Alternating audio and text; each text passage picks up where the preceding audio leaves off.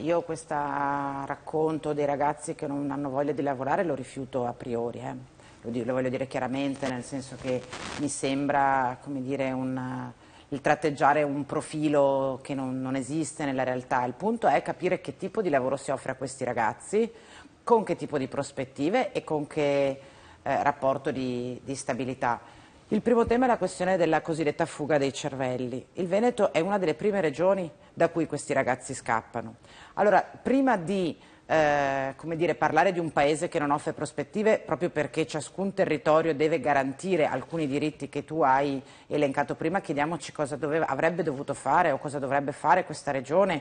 per i nostri ragazzi, perché il Veneto è dopo l'Emilia-Romagna è la regione che esporta di più talenti e non esporta ragazzi con una bassa qualifica, esporta, tra virgolette, ragazzi fortemente qualificati, fortemente formati, cioè sui quali il sistema scolastico nazionale ha già fatto un investimento importante. Ora io penso che noi a questi ragazzi non dobbiamo pensare che ci basti offrire loro un contratto a tempo determinato, stagionale e precario durante la stagione estiva, flessibile è stato detto. Guardate, io avrei sperato che la pandemia ci avesse almeno insegnato a uscire da quel paradosso per cui la flessibilità non era più precarietà, era la voglia di correre del mercato del lavoro. Invece purtroppo vedo che è un argomento che ancora tiene. In realtà in questi anni il Paese ha sempre tentato di produrre innovazione nel mondo del lavoro senza però mettere in discussione la necessità di avere un posto di lavoro stabile,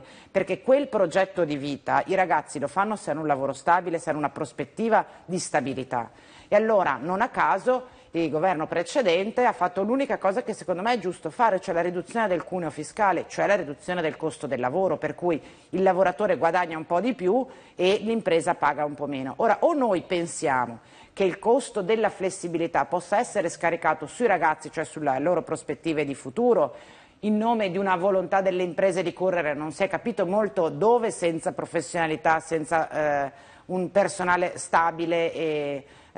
formato. Io invece penso che